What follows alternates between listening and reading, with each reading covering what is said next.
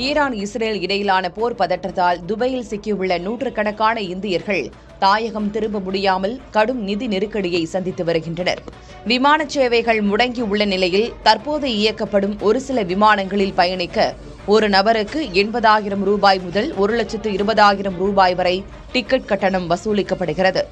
இது தவிர தங்குமிடம் மற்றும் உணவிற்காக நாள் ஒன்றுக்கு 25,000 ரூபாய் வரை கூடுதல் செலவு செய்ய வேண்டிய கட்டாயத்திற்கு இந்திய குடும்பங்கள் தள்ளப்பட்டுள்ளன. ஏற்கனவே முன்பதிவு செய்த டிக்கெட் தொகையும் திரும்ப கிடைக்காமல் பலர் தவித்து வருகின்றனர்.